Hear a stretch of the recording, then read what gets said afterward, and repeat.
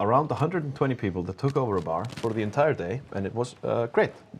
It's a centralized European event, and we have aspirations to, the organizer for the event, Teatrval, has aspirations to grow it even further. And who's to say that it wouldn't become the next big thing, so to speak? Exactly. I mean, we've seen things happening like E-Vegas, for example, which started as a moderately sized player event, just organized by players from the ground up, and then CCP increasingly stepped in until now.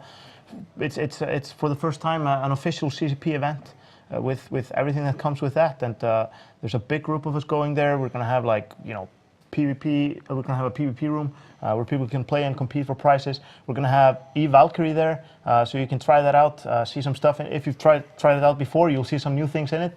We're gonna have a bunch of speakers from CCP talking about what's happening in EVE, and also players talking about cool stuff that they're doing. So it's a mix of player speakers and CCP speakers, and of course there's Las Vegas, which is a pretty good act in itself. Yeah, it's pretty entertaining even if we aren't there. But we will be, so it'll be even more. And EVE Down Under, of course. Don't want to forget to mention EVE Down Under, which is an absolute phenomenon. They're getting bigger every year. Fossi went there last year. I had a blast. It was amazing. Rise is going this year. Logi Pro is going this year, and it's going to be great. It's a huge event. If you're in Australia or Asia, or if you want to fly really far from somewhere else, you should definitely make your way down there for a multi-day. Last year, Crippa flew down, just on his own dime, and because he Crippa wanted to go hang out with these guys. And, Sweden to Australia, no problem. Just hang out. There's a lot happening in the community with gatherings in the latter half of this year. That's for sure. And this is it's been a passion of mine to kind of help this grow, and I'm really happy to see what's happening. So if you have some ideas or aspirations for your area, just holler, and I'll help you out. Yeah, just say CCP Guard's name. Just say Mr. G, Mr. G, and you will appear. 5 times in the mirror. I will appear with a bunch of swag. Yeah, either you or me. How handy. Or both at the same time. But don't do that now, we're busy. Yeah, exactly. Yep. So that's very good, and we will continue to bring spotlight to these events. For instance, in your show, your TV show that will be streaming, your streaming show. Yeah, we even have some ideas to bring video cameras to these events and film some stuff and show people how this all goes down. The things that we can't show, of course, because if it gets too crazy. If it gets too crazy. You never know, man. You never know. Yeah, we can usually show quite a bit. I think we showed a picture of me grinding with Chimera at FanFest on the big screen this year. So we can actually show quite a bit. Yeah, exactly. That's good. We are still working on fixing everything that went wrong. And it'll just be a couple more minutes. I am told that CCP Veritas himself has done more than just put on his cowboy hat. So this has to have been something that needed. His cowboy hat is now wearing another smaller cowboy hat. Is he like, does he have like a cowboy vest maybe, or a... That's for emergencies, and the boots. And then chaps if it goes really bad. Oof. We don't want the chaps country. No. Never want to go there. A bit cold in Iceland. Bit. So I have back to the match that we're going up to, which is Outbreak versus Triumvirate. Outbreak full stop versus Triumvirate full stop. Yes. Yeah. I have circled Triumvirate, mostly because Starfleet Commander has made me laugh on occasion, and I'm a fan. Starfleet Commander's a good guy. He's come and killed the party goo on at least one occasion. My Tengu fit with nothing but festival launchers that I sometimes fly through New Eden in. And I think Tri is a very, very strong team. They've got a lot of pilots. They were involved in the Verge of Collapse team that won 2 years ago. They've got a lot of pilots who were involved in some very successful and strong Neo 2 teams. And they've just been real good performers here. I mean, the only time that they've really looked less than dominant was against Hydra. And that you cannot fault someone for looking less than dominant against Hydra. No. Coming up against Hydra is usually bad news. Yeah.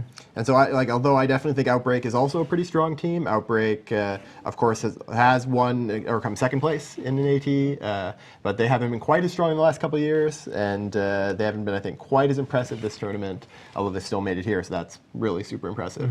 I've tri-circled as well. Yeah, I mean, I'm going for try. I mean, they've just been rolling through the losers bracket from the first weekend. I just don't think their story ends here. No, I sort of agree with that. What do you think, Gart? My guess is try, because I never go against experts, unless there's underdogs involved that just... Yeah, you have to remember the mindset that I'm creating here on the set is that there are no such things as commentator curses. It's just incompetence. So if we're guessing wrong, it's because we're wrong. There is definitely such thing as incompetence. There is. Curses, I don't know. Incompetence, I do. If you want to see incompetence, look at the Casterome yesterday. We did not do amazingly. I am not going to accept that, though. I wasn't there flying with you guys, but I was on set, and I thought you guys did good. I think Elise Randolph went through. He came in like a wrecking ball, so to speak, and I don't think a lot of things stood in his way. Yeah, we got a lot of kills. We had a good time, and that's really what matters. We had a good time with good friends and drank rum. Well, Quaif Ultra. That was an amazing room. That was another tradition that we've kind of kept going for the past couple of years, where we take the commentators out with the CCP, a couple of CCP devs involved in the tournament. We broadcasted it on through Sweebles' channel, which is one of our great. Many great streaming channels that people make in EVE, and then we kind of rebroadcast that on CCP's channel, featured it there as well, and I think people had a good time watching us. I hope they did. yeah. I had a good time watching you guys, that's for sure. And hearing the FC calls, it was proper fleet etiquette, where Sir Squeeples kept asking everybody for permission for everything. It was delightful to watch, so to speak. But Gareth, tell us a little bit more about what you've been working on. Well, there's been lots of stuff happening. I've been super busy preparing for this TV show that we have, and then with these player gatherings, supporting ones the players are doing, and planning some of our own. So that's been. But EVE Vegas has taken up a bunch of time, because we're running that officially ourselves now, and we're adding a lot of components to it. Yeah.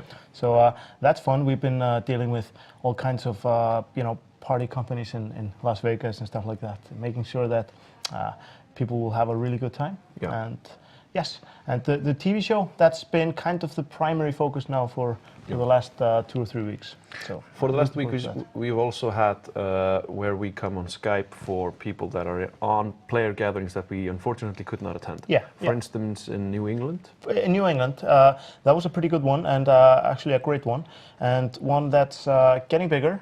And it's gonna be even bigger next year, I'm sure. So it was held at this farm. People were camping in the field, sleeping in tents, just barbecuing all day long from morning to midnight, drinking beers and whatever not. And then they had this barn that's like a party barn, all made up with like Christmas lights and nice things. And we Skyped into that. And it was a lot of fun. It was a ton of fun. Just we sat there like talking for an hour or so, and just came into the office on a Saturday night to hang out with people there. That's something we do for player gatherings where we can't attend. If there's a decent attendance and it's if people want to talk to us, then we definitely. They kept asking us to sing, though. Yeah, they wanted us to sing. I don't know why. I just made the convenient excuse that my agent didn't want me to sing for free.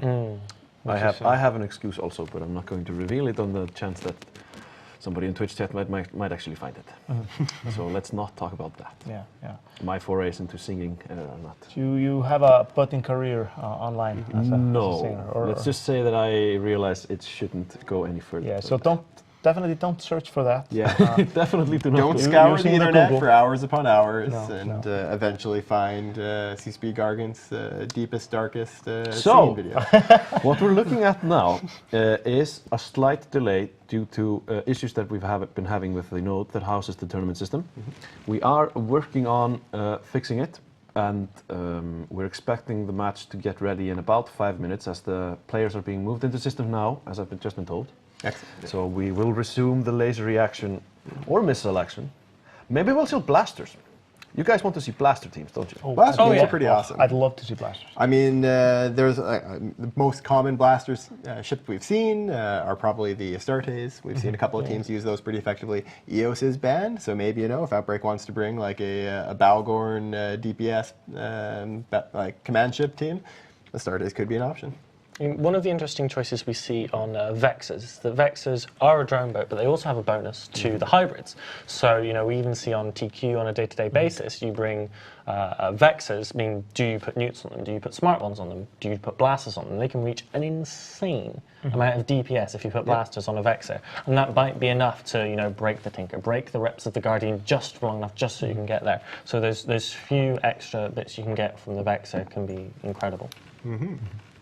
Yeah, I mean, obviously the kind of really famous examples so far this tournament of blaster teams. We saw Monkeys with Guns bringing a crazy Navy Executor, let's go all in team. One of the reasons I loved their team. And that one wasn't successful that match, but still won our hearts. And then we saw Agony turn that around on them and bring a Proteus blaster team. It was incredibly effective, and I think still has the record for fastest match. Oh yeah, yeah, definitely. And I think it's not proof that something is bad that it just doesn't work the first time. No. You have to try things often. That's Sometimes it's just too awesome for this world yet. Yeah. Like it's ahead of its time in the awesomeness curve. like my predictions of smart bombs.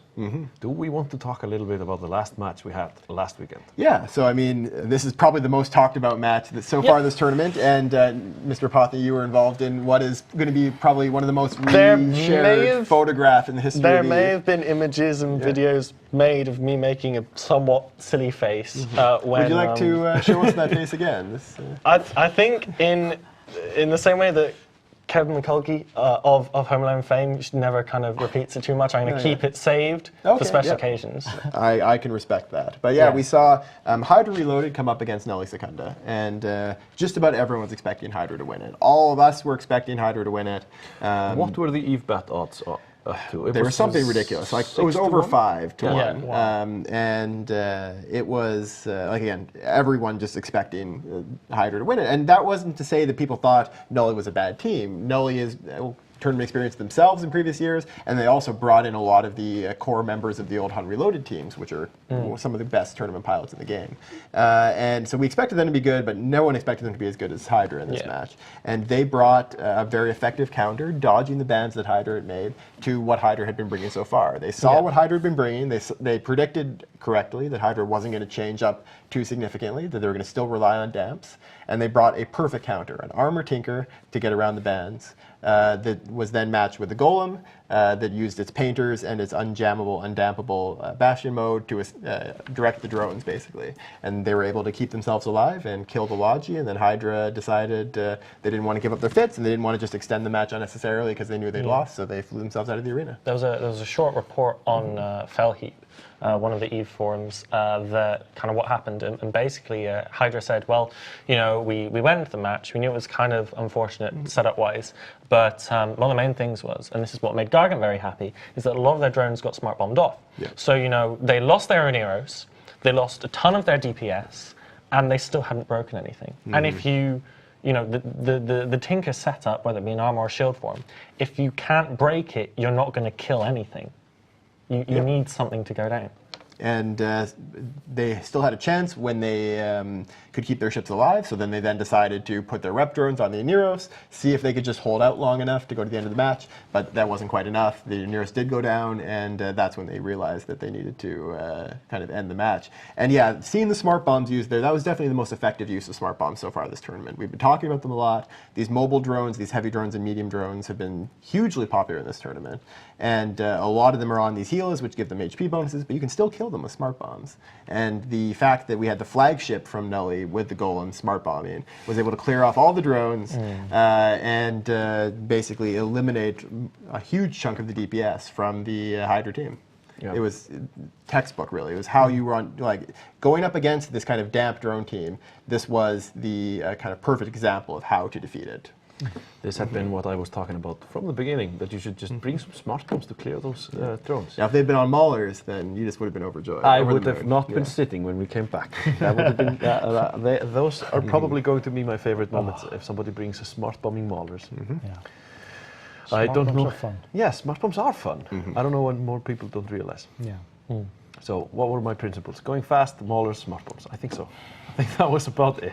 Yeah. I hadn't gotten any further in my theory crafting. Small steps, baby steps. Yeah. So I'm told that the pilots are in system now, and we are just about ready to get to the field to watch them blow each other up. We've had delays because of something that went wrong in the tournament system, and we apologize for that. We are quite behind schedule now, but we will catch up. Yes. We will do all of these matches today, and tomorrow we will have the finals day, where everyone will be equally stressed. Yes, I mean, people have to face up to or fight up to 4 matches today, but I think it would be possible to have like 7 or 8 tomorrow. It's incredibly high pressure tomorrow. Yes. So last year we saw PL go through exactly that, where they had to go through 7. It was 7 matches on the last day, and it was probably a grueling experience. Yes. It wears at you mentally. It wears at you. Even though it's not kind of physical exertion, it wears at you physically as well.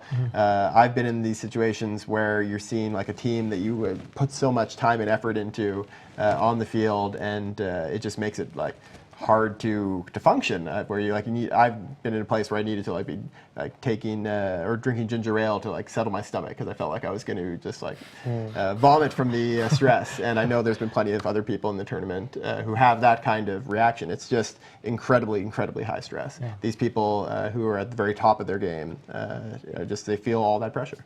I was on comms with them at the time just before the PL went into the final match, and you could just hear in their voices how tired they were. Those had been, staying up all night theory crafting, trying to figure out what the team they're about to face, what the previous day, thinking about it, because it's not only in the matches that you're exerting yourself.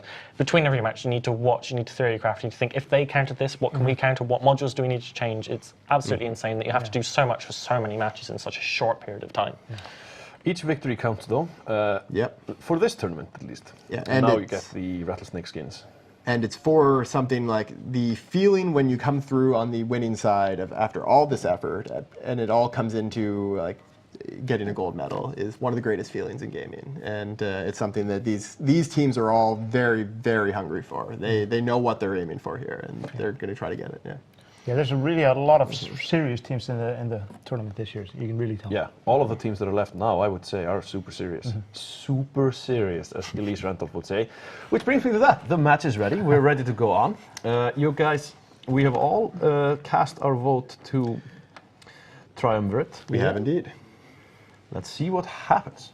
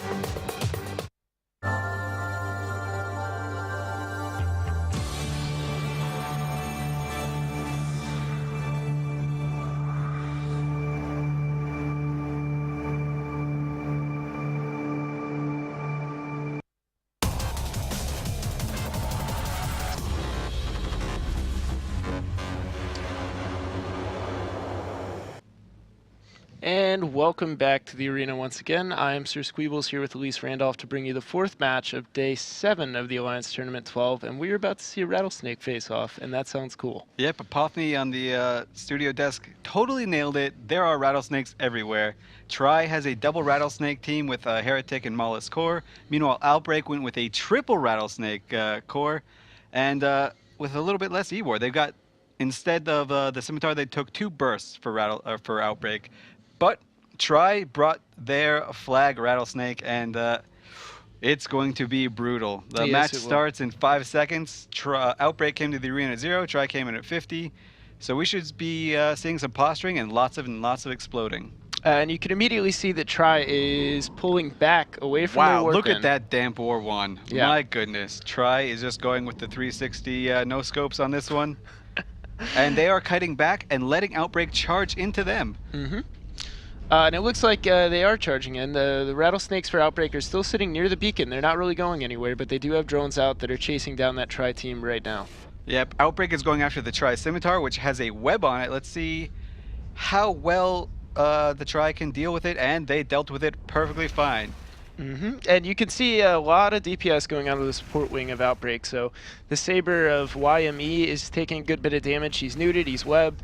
He's not out of the woods by any means, but at the same time, the Worm of Xanax is getting really low.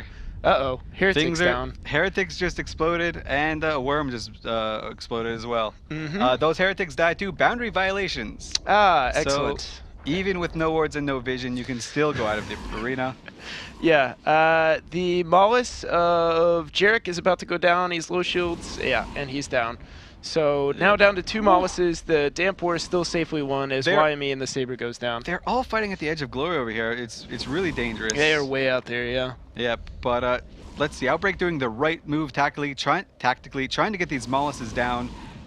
You can see they're still losing the Damp War pretty hard, but not as bad as it was at the beginning of the match. Yeah, unfortunately, they're losing support pretty quickly. I mean, they've had 1 Saber go down, 1 Worm to go down, and now the first burst dead, which means that second burst doesn't have a whole lot of hope. Yep, Tri is just surgically killing these bursts, and the second one's going to go down in short order. This Flag Rattlesnake is putting work in. Meanwhile, the Tri-Simi, he's webbed, but he's fine. NDD, Starfleet Commander says. Yeah, he's not too worried about it right now, and that's sort of, from the Outbreak side, no damage is coming across. I mean, they did kill 2 Heretics and a Mollis, but that's not winning the fight. I mean, they needed those Mollises dead. They did a good job there, but they've got to get damage on something that that their drones can reliably apply to, and it looks like they're really struggling with that. Yep, this is some real great piloting by Tri with an incredible setup. They are just surviving. They've got rep drones on their own Scimitar, and they're just saying, you know what, I'll leave these 3 Rattlesnakes for later. Don't worry about it. Killing Sabers, killing Bursts, killing Worms, everything's dying. Yeah, and I mean, those Rattlesnakes, poor Rattlesnakes on the Outbreak side, they've been damped this entire time. Really good damp work by the Mollises to keep their missile DPS completely out of the fight. Usually Rattlesnakes don't care too much as a Mollis goes out of the arena, and another Mollis goes out of the arena. That's a lot of boundary violations there. And now, those Rattlesnakes, if they are indeed launcher fit, they are open to start really applying some pain to the Rattlesnakes on the Tri side. Yep, the 3 Rattlesnakes are nothing to sneeze at, but Tri are very quickly going after Nasty Spanker in the Vulture. And Outbreak keep losing support. Yeah, it's looking really grim for Outbreak. They have so much damage in their fitting window, but they're not able to apply hardly any of it. Yep.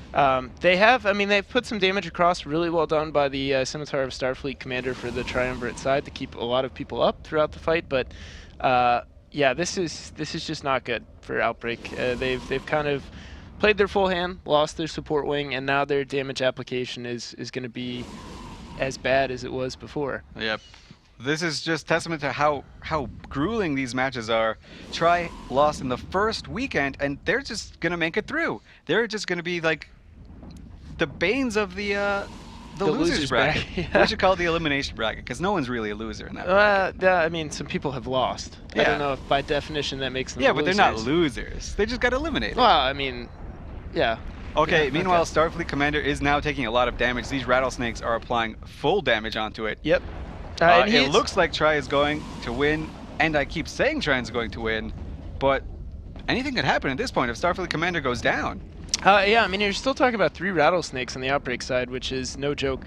On the other hand, though, they do have target painters on that Scimitar, but their damage is still not hitting. Assuming they have Gecko flights out, they're going to be quick, but if they allow that Scimitar to burn around like that, they are going to be missing some volleys off of those Geckos. Yep. Let's see. I don't even Light see shield the maintenance domes. bots aren't going on to Starfleet Commander anymore, so they must have been killed. Oh, no, they're running their back. Do we have sentries out for Outbreak? Is that what they... Because I didn't see any Outbreak Nope, drones that's chasing. some geckos. Interesting. So it looks like they've recalled drones off that scimitar because it doesn't look like anything is chasing him. And now they're going back on Warriors is going back out. He was going too fast for the geckos. Oh, and you can see some cap transferring going on between these rattlesnakes. Yep, that's what I was saying, or that's what I was mentioning earlier. These guys can probably tank. They might be semi-tinker fit, which means they're sending cap to one another so they can run their local reps for much, much longer. As you can see on the bars, the defense bar, that purple bar is pretty significant. And that is local tank. Yeah, on the other hand, though, they're really struggling right now, and they have to mitigate some damage. So they're already tanking pretty impressively, Starfleet Commander is single-handedly winning the match for Tri right now. He's distracting all of the DPS from Outbreak. And it's a good target call on the Outbreak side, but they're really struggling to absolutely have to make this thing, but he is just living to win over here. Don't know how much longer he can do it. There are no ref drones now. He's going to die, down, finally. and now he's down. Wow, that was close. So now Outbreak is looking really, really comfortable all of a sudden. Yep. All of a sudden, it just swapped. Yeah. In that instant, he's tanking. Look at this. I think this is the first time in my memory for this tournament that we've seen this pseudo-tinker work between battleships. Yep, it is working now. Tri do have an advantage on points right now, but there's no way that this Heretic and this Crow for Tri are going to stay alive. And the question is, with only 3 minutes on the clock, do they need to start grinding away on a bigger, slower target, or are they smart to go for this Heretic to pick him off? No, I think they definitely need the Heretic for the points win. If they kill the Heretic, they are then tied on points. Then all they have to do is kill this Crow and they're Gucci. And what drones do they have out there on that Heretic?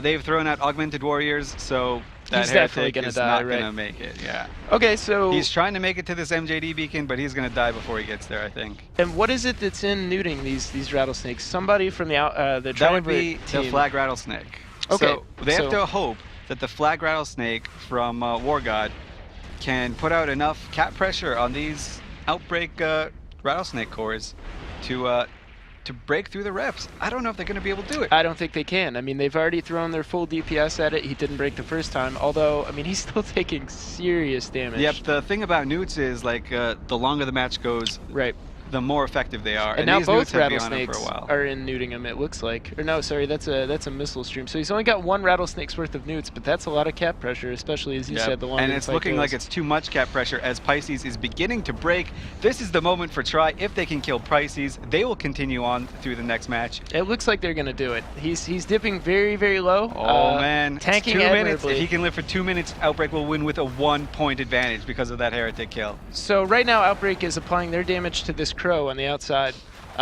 So they're really banking on winning by points. They're banking on this rattlesnake not dying. Yeah. And it's going to be so close. Oh, it's so close. He's pulling back shields. He is pulling it back.